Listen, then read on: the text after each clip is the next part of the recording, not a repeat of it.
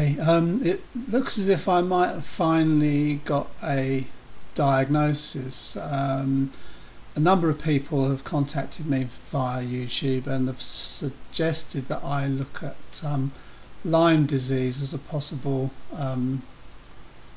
cause of my illness, and I must admit I have dismissed this a few times, mainly because I didn't really know much about it, and secondly because I don't remember ever being bitten by a tick. But the more I looked into it and the more I saw some of the symptoms that are involved in Lyme, I started to make me wonder whether it was something I should investigate. And then I started to think about my medical history up until before 2005, when this finally seemed to break, and I know there have been things that have concerned me over the years, and I've had different medical problems, and I started to think I had two visits to Romania, into the Transylvania area. Good place for ticks, blood sucking and that. But back in the 90s, and if I look and see how my health has gradually changed over the years, I mean, I'd been getting night sweats, I'd had problems with, I had asthma suddenly develop, I have had moments of feeling very unwell and dizzy, and much like I had at the beginning of this particular set of illness, and I started to wonder. I mean, I did get bitten a lot when I was in Romania, but who knows what by. And the problem is that in Romania, even in the middle of the major towns, everyone, and I stayed with families, everyone keeps livestock, so the chances for it were quite high. So anyhow, I managed to get to see a doctor in this country who has a special interest in Lyme disease, and he has made a clinical diagnosis of Lyme.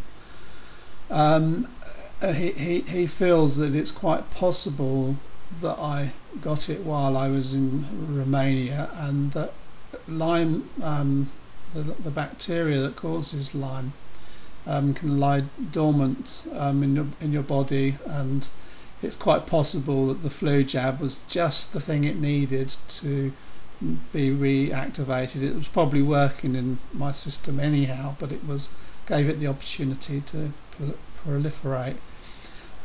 So anyhow, I've sent off blood tests. I have to be sent off to Igenex in California, because the test results in this country, they don't give you the full test, so they just give a positive or negative, and if it's equivocal at all, they don't tell anyone.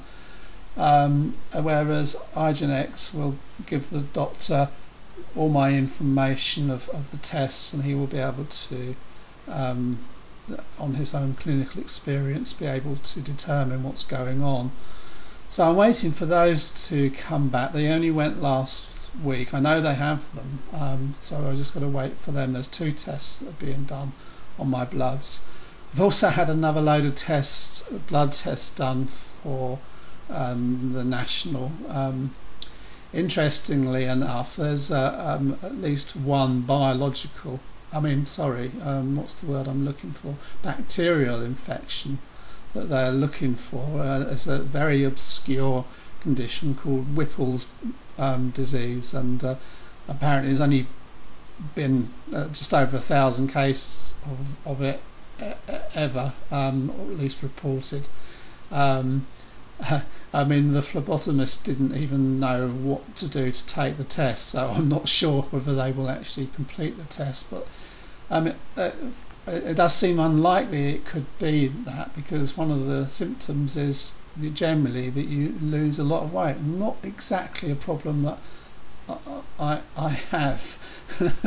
Losing some weight would be good, although not through disease, of course. But what I found interesting is that they're now, oh, and the other thing they're looking for was Wilson's disease, something they should have ruled out a long while ago, because that involves my liver and the ability to deal with copper, and it's something they should have looked for. So I'm quite surprised if they hadn't looked for that before, that they hadn't looked for it. It just shows you how narrow focused the National was when they saw me, and that they were just looking just to prove there was nothing wrong rather than to find out what was wrong. But it's interesting that they should be looking for a bacterial infection after all this time. Why on earth wasn't that thought of earlier? Why didn't anyone think of the possibility of this being caused by some bacterium? And I mean, Lyme disease is not easy to treat at late stage. Once it gets into the central nervous system, it is another controversial illness, unfortunately, like ME. But once it gets into the central nervous system, it can mean months and months of antibiotics. And the private doctor I saw said that the chances of it bringing me back to complete normality are quite small, because there's a possibility that there's been permanent damage done, which will be irreversible. But why no one has thought of this before, in terms of the hospitals, in looking for the possibility of bacterial infection causing this, I do not know.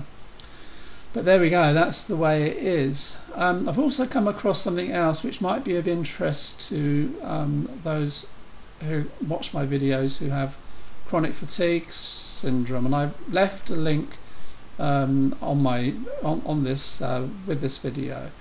It's about a bacterial infection called chlamydia pneumoniae, and it's or CPN for short. And apparently there was research done into this, and Dr. David Bell and Paul Shaney were involved back in the 90s, and there was some promising results to show that at least for some people with chronic fatigue syndrome it was possible that this was one of the causes.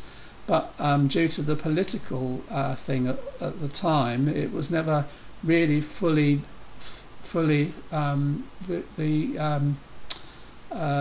the investigations were stopped before they reached their full conclusions. But I leave the link to this particular article because I think it could be of help to many people.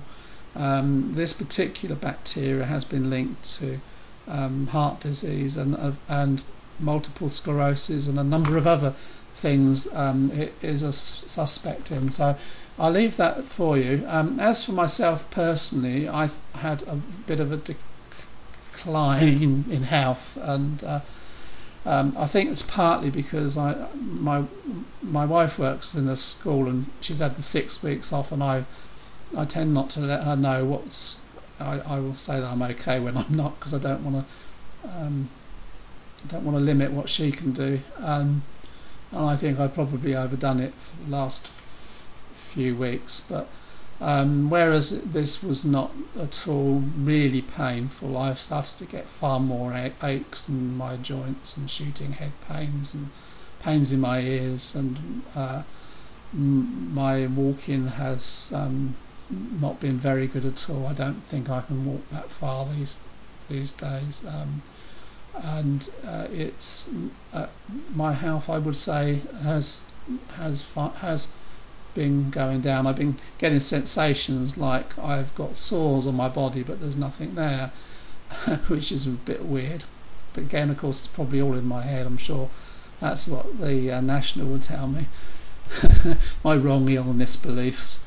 But anyhow, just thought I'd just update people as to where things were. When I get the results back, I'll let you know. I've been warned though that with Lyme disease that all the tests are not very accurate, and there's a good chance that it will show enough. It will still come back negative. Now the private doctor that I saw is so convinced that this is Lyme disease, that he will still treat me outside the NHS. I mean, ideally I would have so many days on intravenous antibiotics, but my GP's already told me unless there's some proof, he's unlikely to be able to get that for me. That's a hospital decision, and even then it's not necessarily going to be the case. But the doctor who I saw did say that he could prescribe oral antibiotics, which will possibly help at least with some of the symptoms. So we just have to wait and see. What's going on.